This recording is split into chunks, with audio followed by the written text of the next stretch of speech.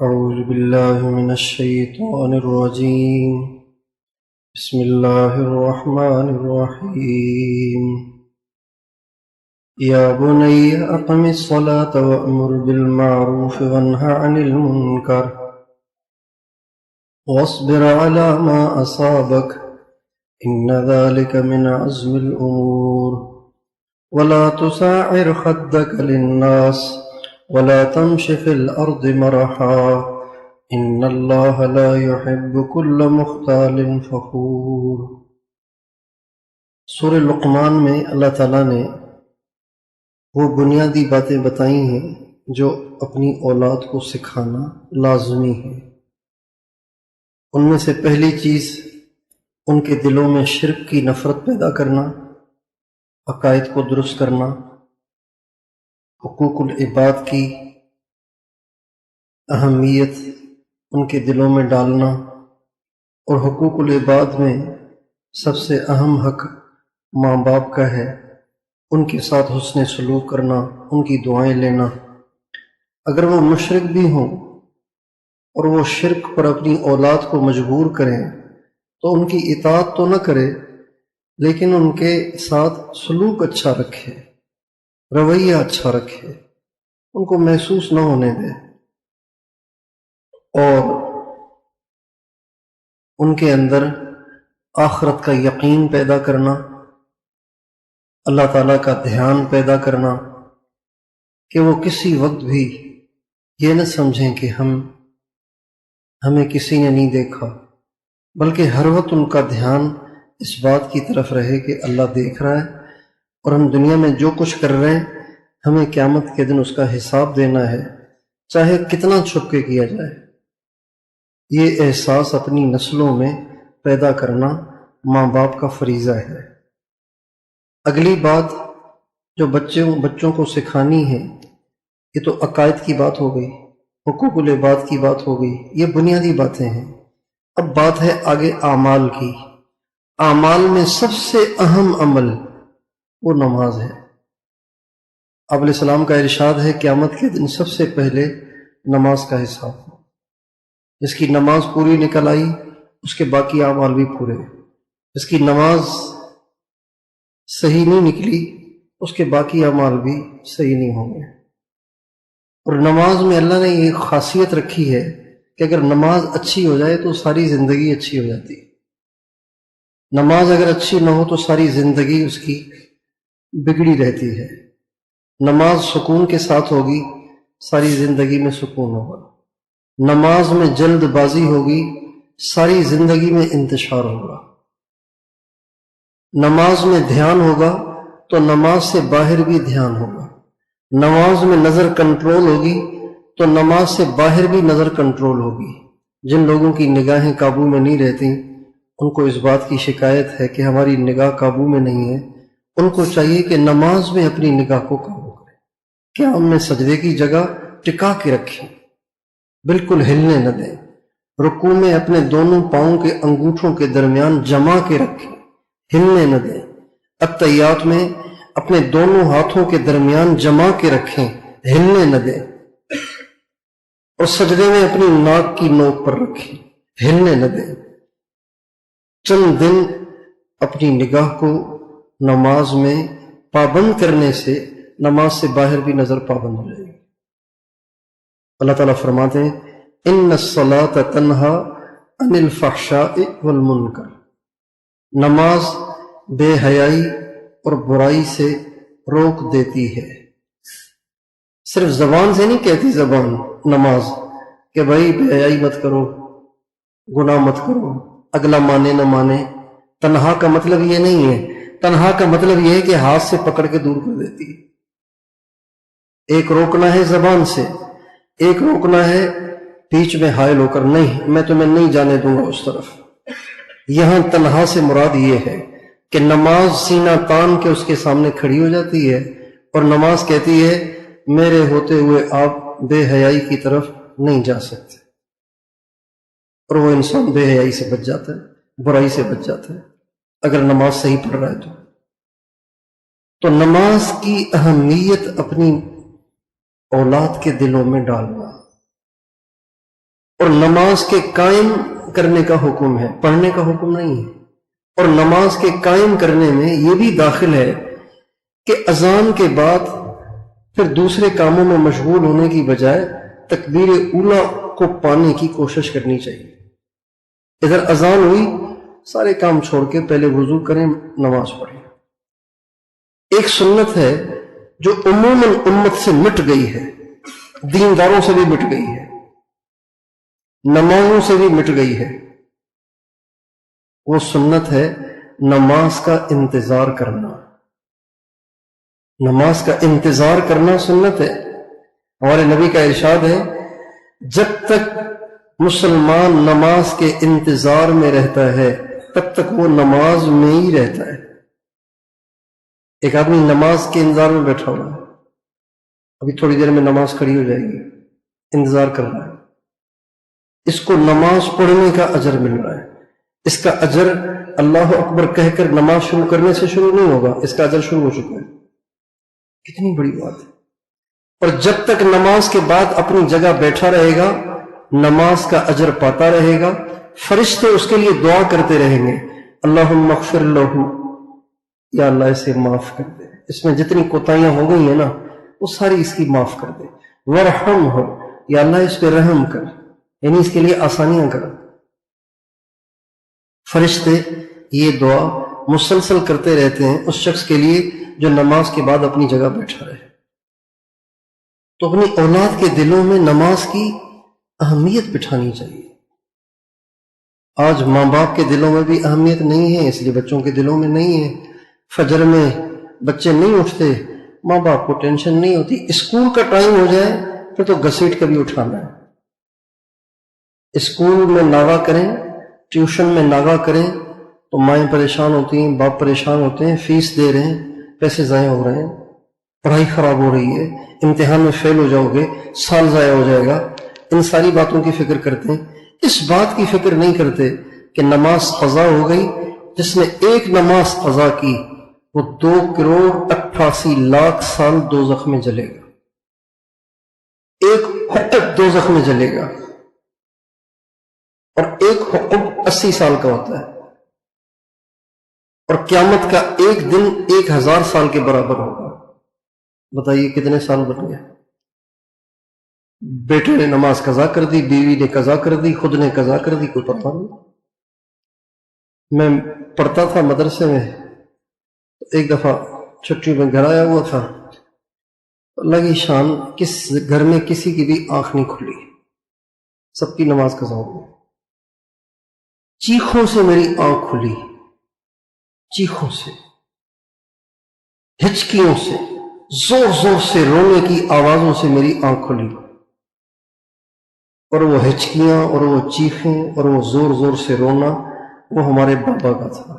بابا چیخ رہے تھے، ہچکیوں کے ساتھ رو رہے تھے، بابا اٹھ جاؤ، میں نے اپنی بھی آخرت برباد کر دی، تیری بھی برباد کر دی، یہ کہہ کے ہچکیوں کے ساتھ رو رہے تھے۔ اس پہ میری آنکھ کھلی۔ کتنے ماں باپ ہیں ان کے بچوں کی نمازیں قضا ہوتی رہتی ہیں، ان کو اس کی کوئی ٹینشن نہیں۔ یہ ماں باپ مجرم ہے اللہ کے ہاں۔ حضرت عبداللہ ابن عباس رضی اللہ عنہ فرماتے ہیں کہ ہمارے نبی کے زمانے میں اسلام لانے کے بعد سب سے پہلی چیز جو ایک آدمی کو سکھائی جاتی تھی مسلمان ہونے کے بعد، سب سے پہلی چیز وہ نماز تھی۔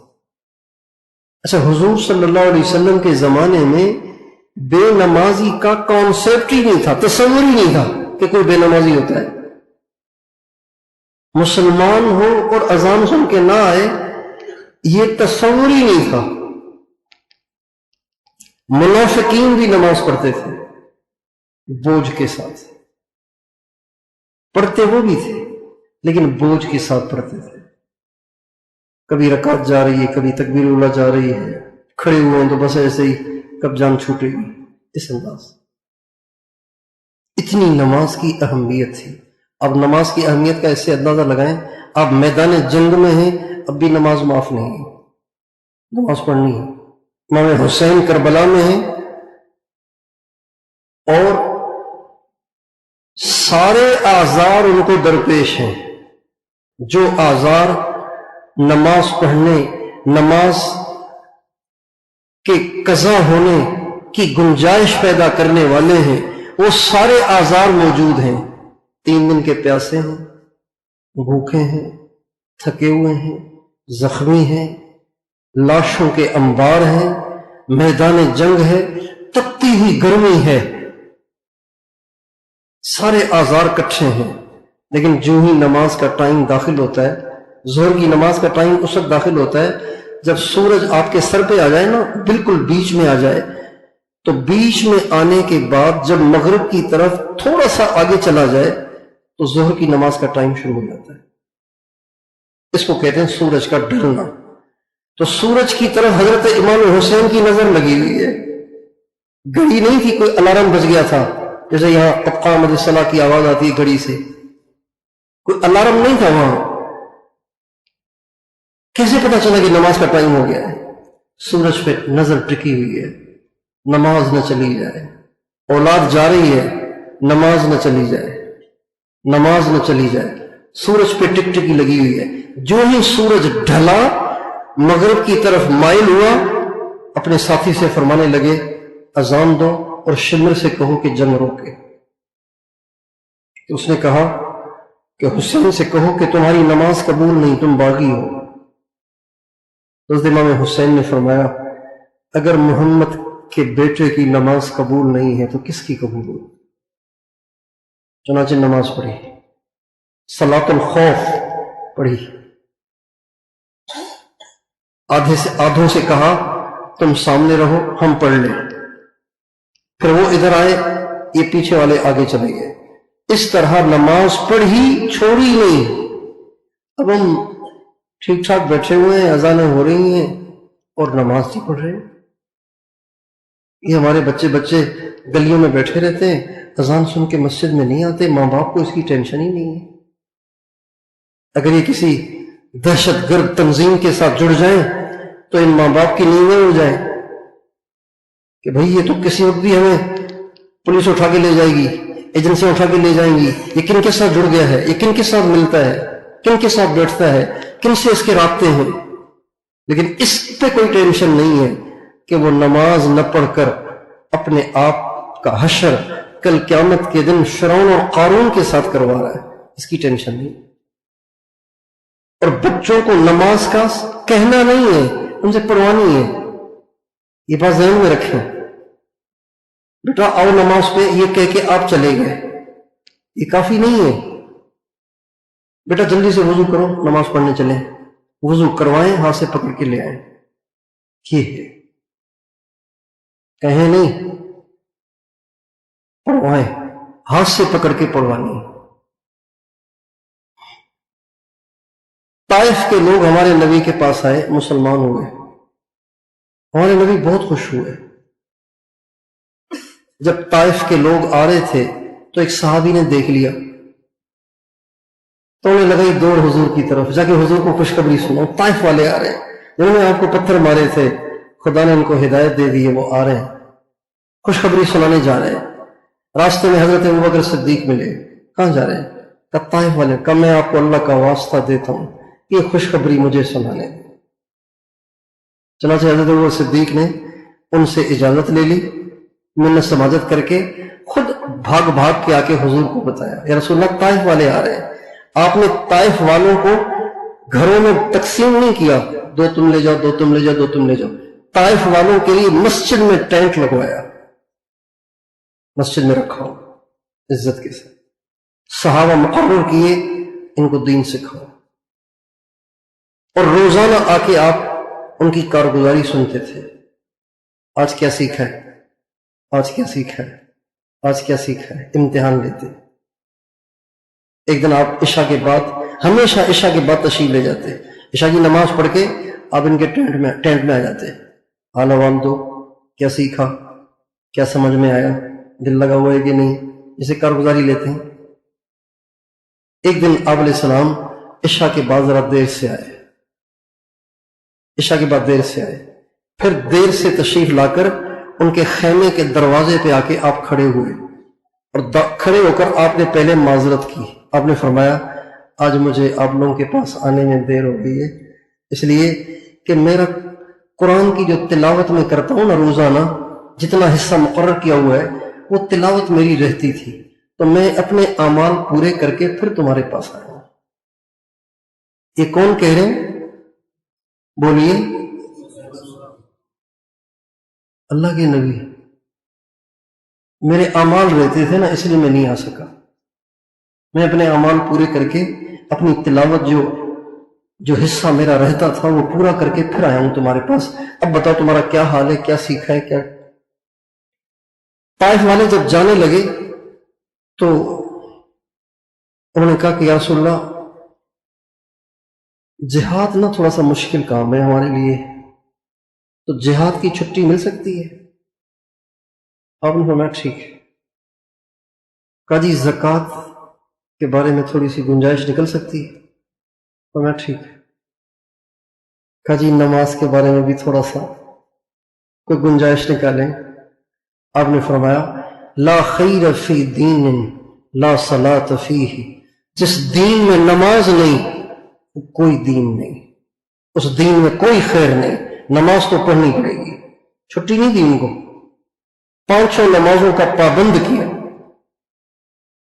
کہا جی وہ جو بت ہے نا ہمارے پاس، ایک مشہور بت تھا طائف کا، وہ جو بت ہے اجازت دیں کہ اس کو باقی رکھیں، ہم توڑ نہیں سکیں گے اس کو، ایسے نہ ہم پہ کوئی مصیبت آ جائے، کوئی پریشانی آ جائے، بت کو توڑیں تو میں نہیں، وہ تو توڑنا پڑے گا۔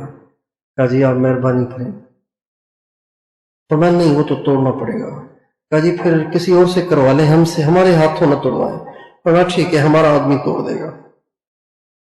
اس طرح ان کا بت بھی توڑوایا اور ان کو نمازوں کا پابند بھی کیا۔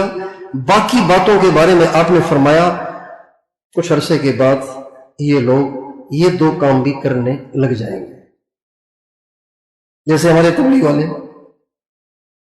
ہمارے یہاں کا ایک وڈیرا تھا، میرے ماموں اس کو لے کر گئے پرائیویٹ زمینداروں کے جوڑ پہ۔ جب اس کو دعوت دینے گئے تو اس نے کہا جی میں تو آپ کو پتہ ہے پینے پلانے والا آدمی ہوں، میں تو نہیں جا سکتا۔ ان کا تیرے سارا نظام میرے ہاتھ میں ہوگا، سارا کام چلتا رہے گا۔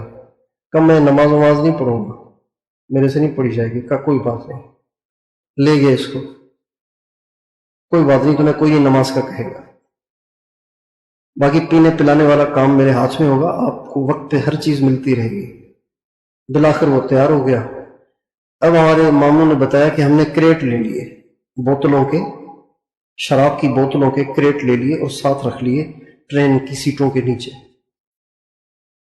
اب جب ٹرین میں سفر ہوا، شام ہوئی، تو میں نے کہا سائیں لے آؤں؟ کہا نہیں ابھی تو چڑھے ہیں یار، رات کو دیکھیں گے، ابھی لوگ جاگ رہے ہیں نا، اچھا نہیں لگے گا۔ رات ہو گئی، کہا سائیں لے آؤں؟ تو کہا یار ابھی تو نیند آ رہی ہے، ابھی رہنے دو، چھوڑو، دیکھیں گے صبح۔ سائیں لے آؤں؟ یار وہیں چل کے دیکھیں گے، تھکے ہوئے ہیں اس وقت، کپڑے شپڑے صحیح نہیں ہیں، ملے ہیں، وہیں چل کے دیکھیں گے۔ اب وہاں گئے تو سائیں کیا کرنا ہے؟ یار ابھی تو پہنچے ہیں اللہ کے بندے، کچھ تو خیال کرو نا، تم بھی کریں گے لیکن اب سب کے سامنے تو نہیں ہوگا نا، ہر طریقے سے کریں گے۔ شام ہو گئی، رات ہو گئی۔ اب ماموں بتانے لگے کہ جب رات ہوئی تو ہم تو سو گئے، کہ مجھے رونے کی آواز آئی، میری آنکھ کھلی تو میں نے دیکھا کہ وہ رو رہا تھا۔ کس میں رو رہا تھا؟ تہجد میں۔ عجیب کام ہے تبلیغ کا، اللہ تعالیٰ قدردانی کی توفیق دے، صحیح صفات کے ساتھ کرنے کی توفیق دے، اس کو سمجھنے کی توفیق دے۔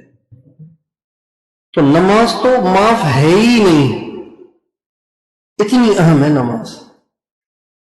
تو اس لیے ہمیں اپنے بچوں کو، اپنی نسلوں کو مرنے سے پہلے پہلے ان کی گھٹیوں میں ڈال کے جانا ہے نماز کو۔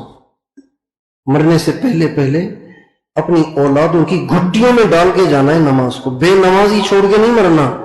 नमाजी बना के मरना है। अपनी औलादों को क्या बना के मरना है? बोलिए।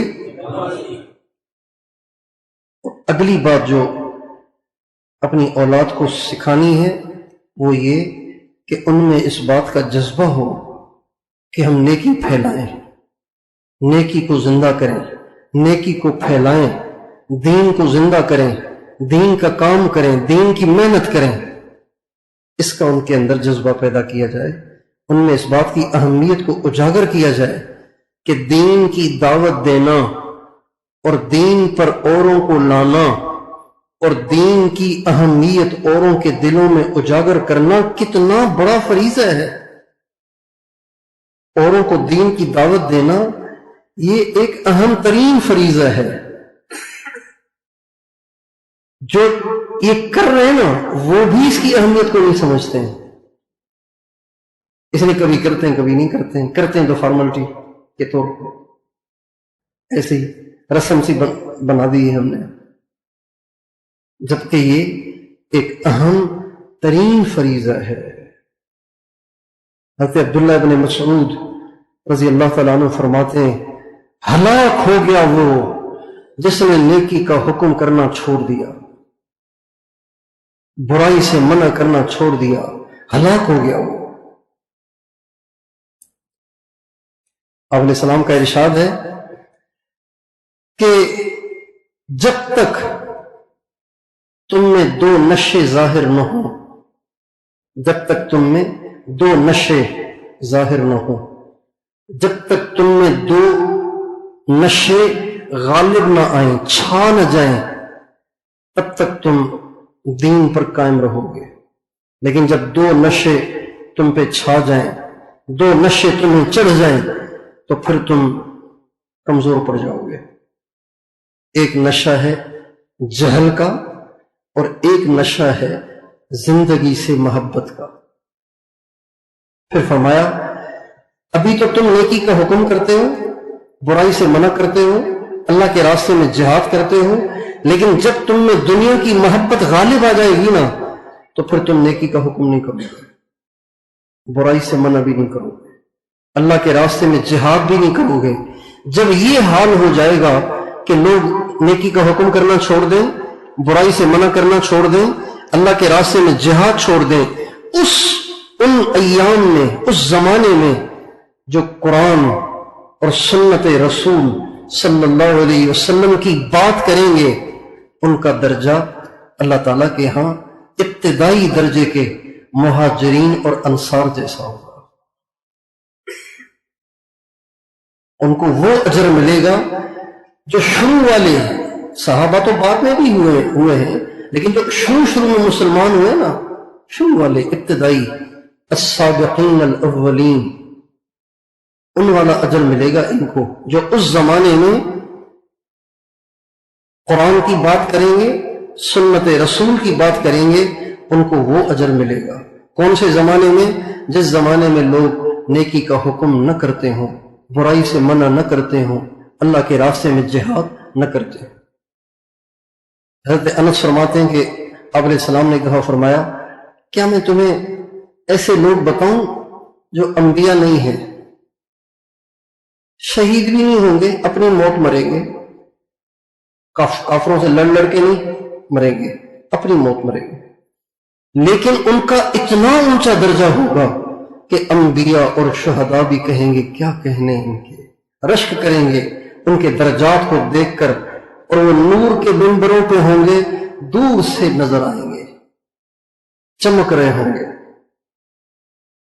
सहाबा ने कहा, कौन है वो या रसूलल्लाह? अंबिया जिस पे रश्क करें और शुहदा जिस पे रश्क करें, वो कौन खुशकिस्मत होंगे? आपने फरमाया, वो होंगे जो अल्लाह के बंदों के दिलों में अल्लाह की मोहब्बत डालते होंगे और अल्लाह को अल्लाह के दिल में बंदों की मोहब्बत डालते होंगे। बंदों को अल्लाह का महबूब बनाएंगे, अल्लाह को बंदों का महबूब बनाएंगे, बंदों के दिलों में अल्लाह की मोहब्बत और अल्लाह के दिल में बंदों की मोहब्बत। वयमशून अलल अर्द नस्हन, वो जमीन पे खैर ख्वाह बन के चलेंगे फिरेंगे, वो जमीन पे خیر خواہ بن کے چلیں گے پھریں گے، کسی کا برا نہیں چاہیں گے، سب کا بھلا چاہیں گے۔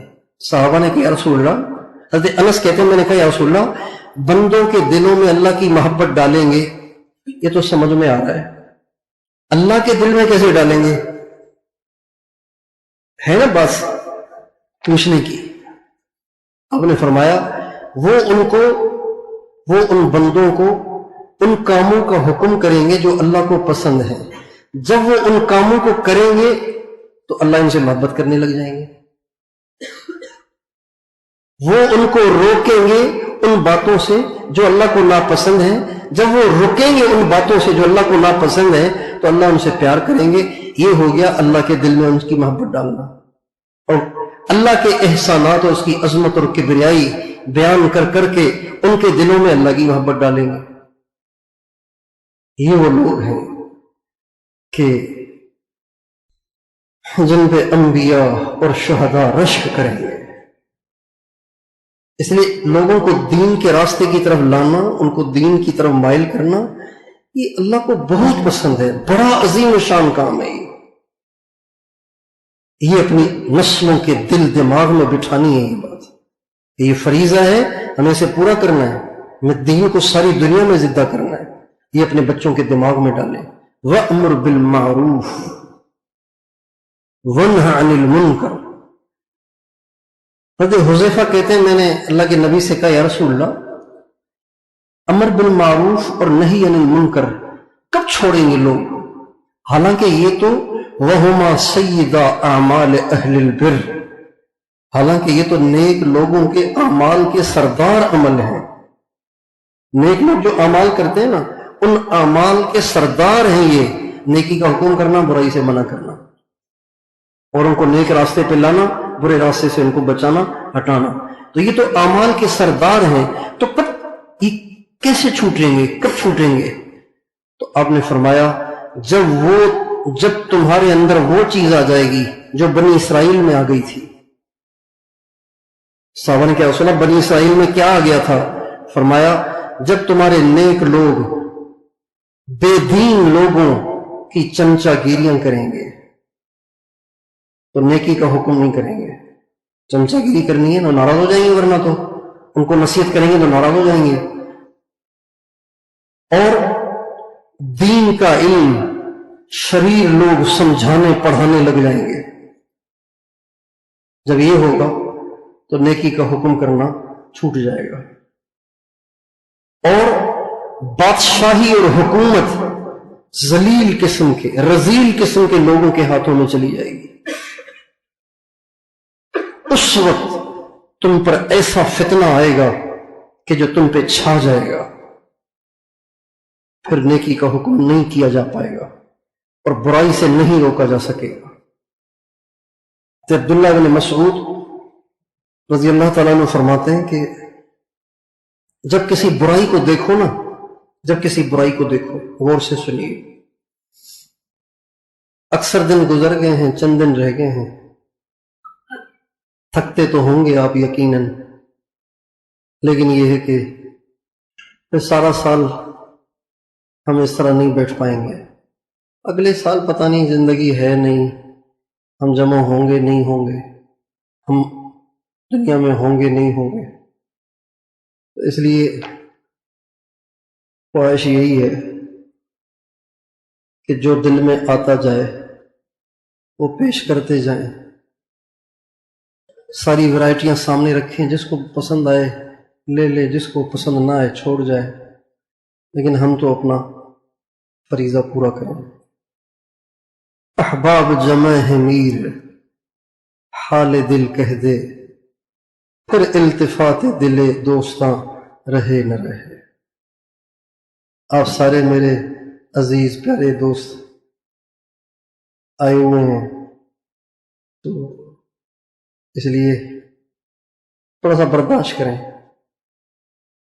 حضرت عبداللہ بن مسعود فرماتے ہیں کہ جب آپ کسی برائی کو دیکھیں اور آپ میں اتنی قدرت نہیں ہے کہ آپ اس کو تبدیل کریں، ختم کرنے کا لفظ نہیں، فلم تستطع له تغییرا، آپ اس کو تبدیل نہیں کر سکتے نیکی سے، تو پھر اتنا تو ضرور ہونا چاہیے کہ اللہ یہ جانے کہ آپ دل سے اسے برا سمجھتے ہیں.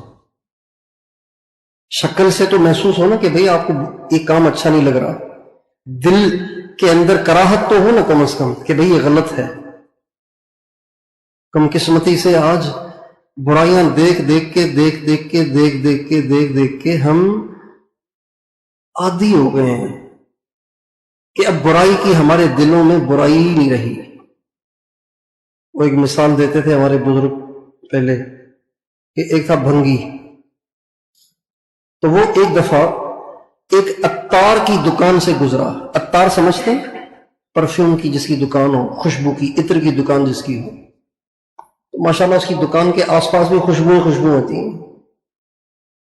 تو ایک بھنگی گزرا عطار کی دکان کے پاس سے، خوشبوئیں جو خوشبوؤں کا غلہ جو چڑھانا، تو بیچارہ بے ہوش ہو کے گر گیا.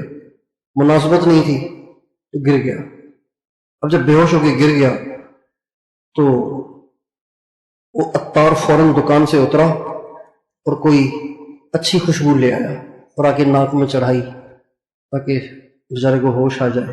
کسی نے پانی کے چھینٹے مارے، کسی نے کچھ کیا، وہ ہلے ہی نہیں. مجمع اکٹھا ہو گیا. تھوڑی دیر میں ایک بھنگی کا گزر ہوا. کیا ہے؟ کہ ایک آپ کا بھائی بے ہوش پڑا ہے. کہ پھر کہا تو بہت کوشش کی ہے، کہ اس کا علاج میرے پاس ہے. اسی وقت تھوڑا سا گیا آگے، نالی سے تھوڑا سا پاخانہ نکال کے آ کے ناک پہ رکھ دیا. اس کے ناک پہ جو تھوڑا سا پاخانہ چپکایا تو اٹھ کے بیٹھ گیا.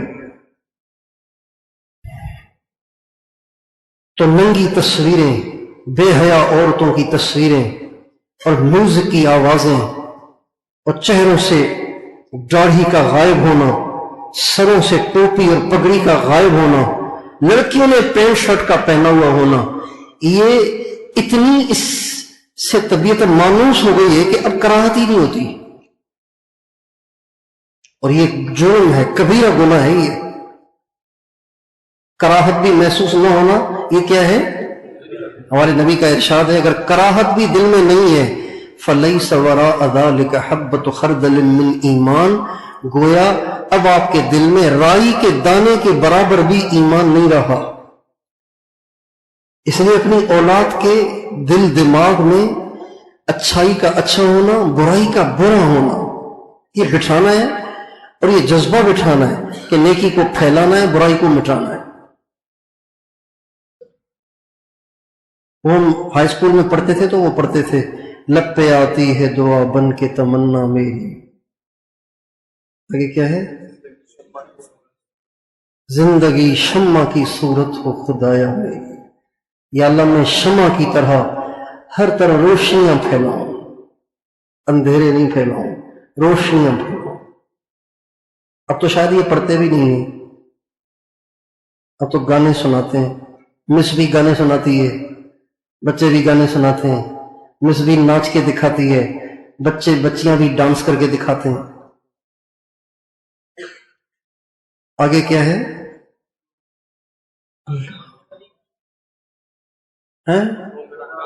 یہ بعد میں، اس سے پہلے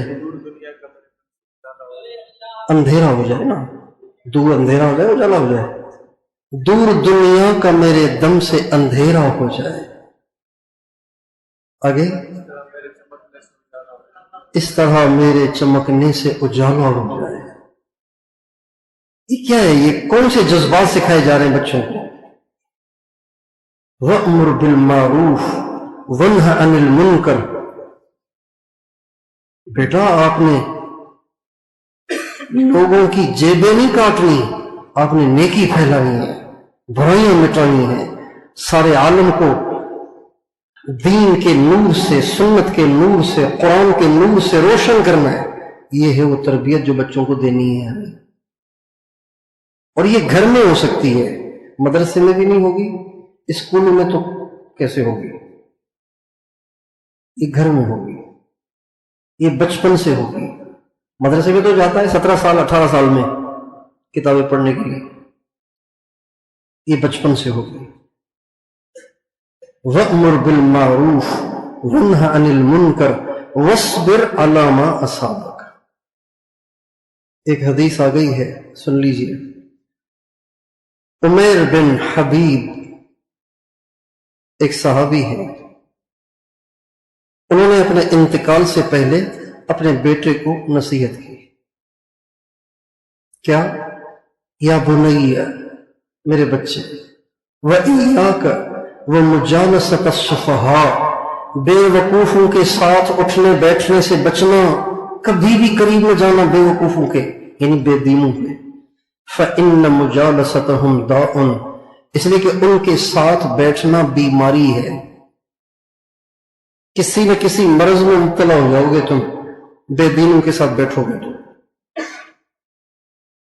जो बेदीनों से मोहब्बत करता है, जो बेदीनों से दूर रहता है, खुश रहता है, जो बेदीनों के करीब रहता है, हमेशा नादिम रहता है। फिर फरमाया कि बेटा, जब नेकी का हुक्म करना हो ना, बुराई से मना करना हो, नेकी का हुक्म करना हो, तो पहले ही तैयार हो जाओ कि तकलीफ आए तो मैंने सब्र करना है। और अल्लाह पे भरोसा करो, अल्लाह से सवाब की उम्मीद रखो, इसलिए कि जो अल्लाह ताला की तरफ से सवाब की उम्मीद करता है और उस पर भरोसा करता है, कभी भी उसको और उनकी अजियतों से नुकसान नहीं होता।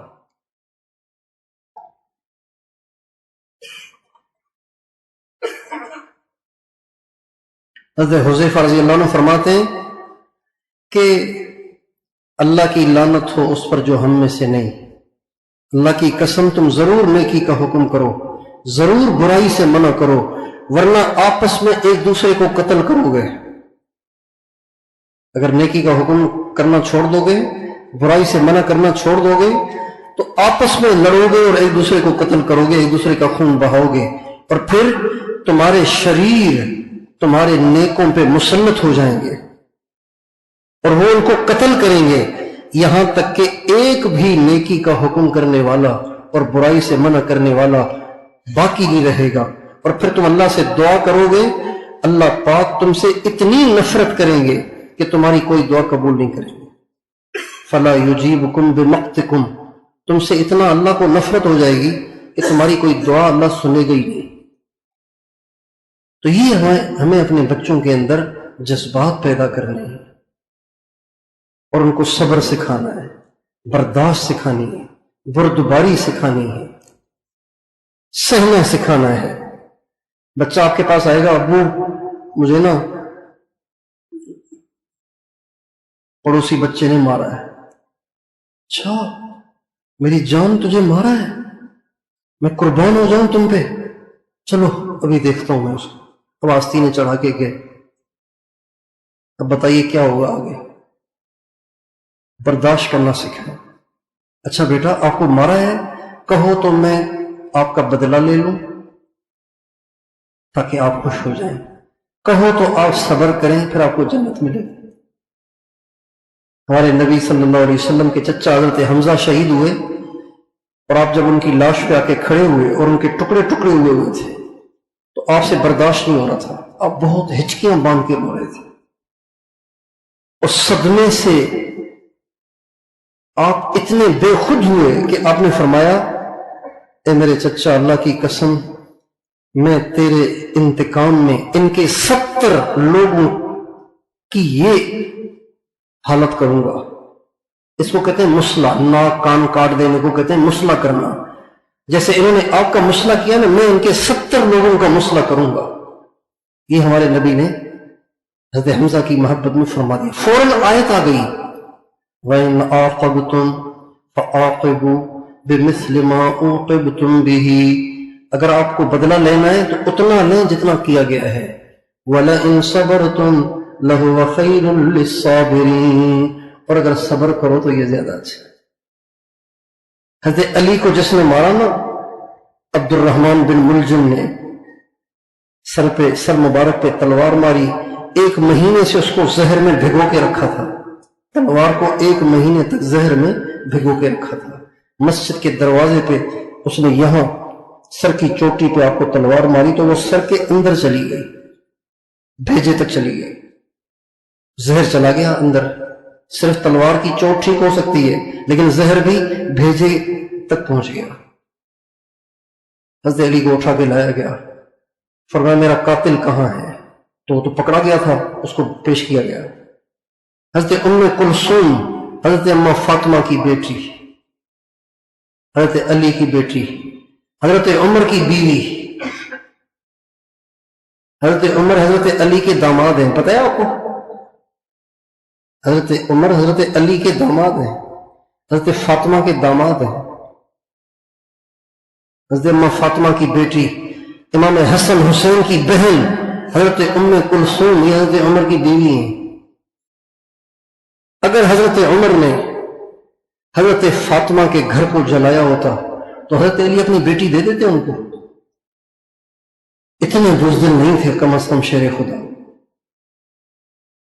ایسے ہی خواہ مخواہ پتہ نہیں کرائے کے خطیبوں نے کس سے گھر گھر کے لوگوں کو سنائے ہوئے ہیں، اور ہماری عوام بھی جس کی آواز ذرا اچھی ہو، جس کا لہجہ ذرا روب دار ہو، لچھے دار ہو، جس کے الفاظ ذرا نئے ہوں، فصیح ہوں، تو کہتے ہیں واہ واہ واہ، بس اب امام بخاری کی تو ضرورت ہی نہیں، بس یہ تو سبھی کچھ ہے۔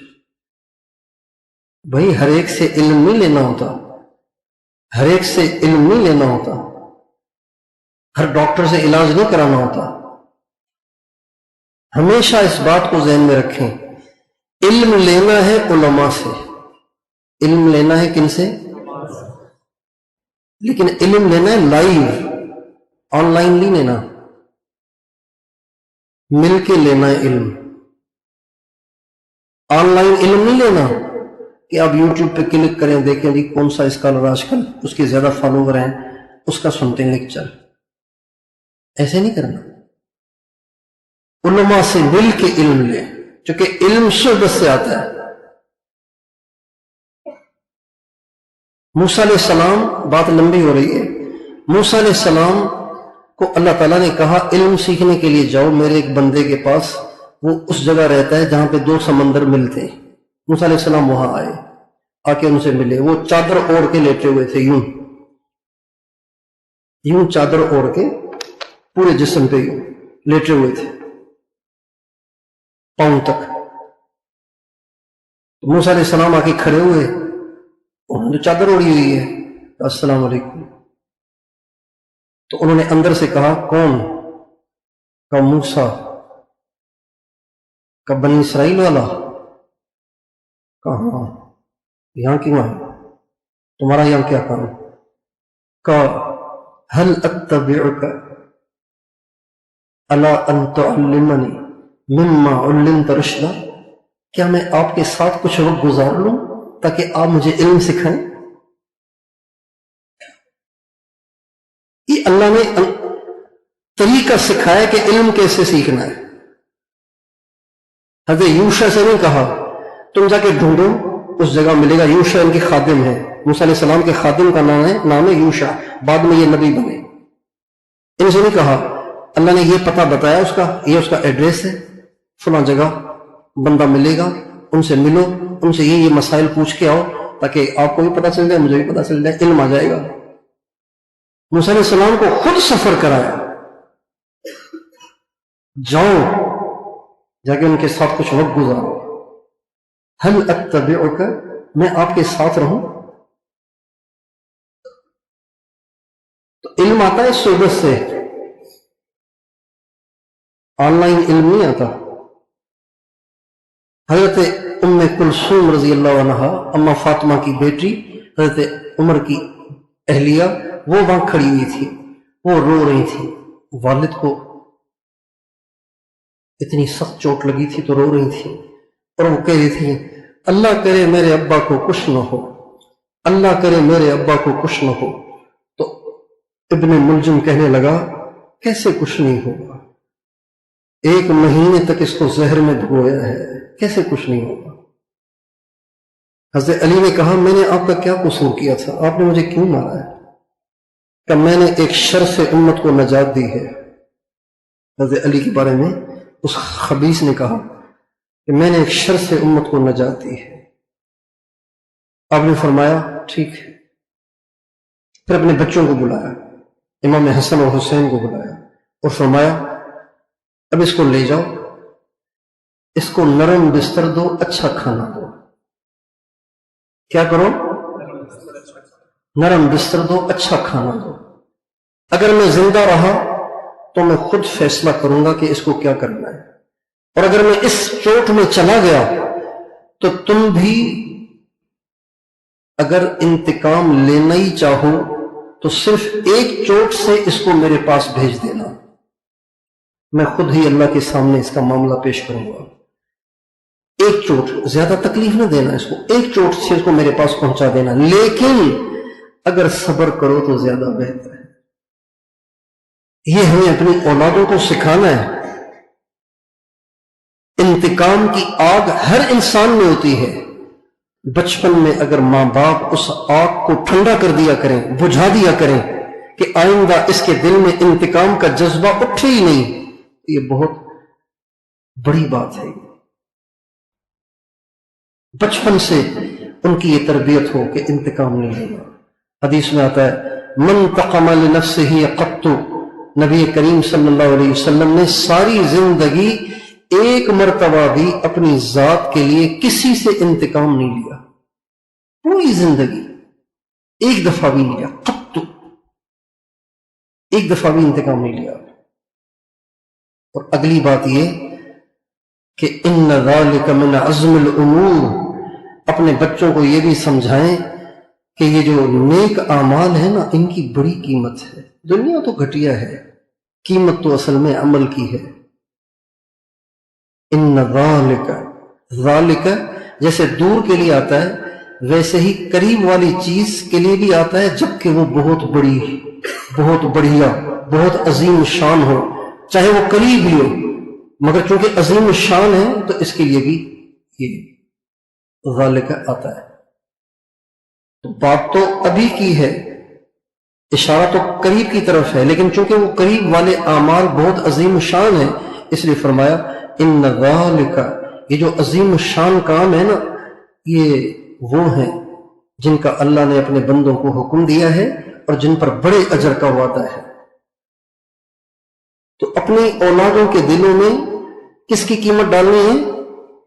بولیے، عمل کی قیمت ڈالنی ہے، پیسے کی قیمت نہیں ڈالنی، دنیا کی قیمت نہیں ڈالنی۔ بچے سے دنیا کی چیز کا نقصان ہو جائے، کہو قدر اللہ وما شاء فعل، کوئی بات نہیں، لکھا ہوا تھا، آئندہ خیال کرو، دھیان سے چلا کرو۔ لیکن عمل چھوٹ جائے تو فوراً آپ پریشانی کا اظہار کریں، کیا کر دیا، یہ تو بہت بڑا نقصان ہو گیا، بیٹا اب یہ کیسے ہوگا؟ عمل کی ان کے دلوں میں عظمت ڈالنا۔ اگلی باتیں انشاءاللہ زندگی رہی تو کل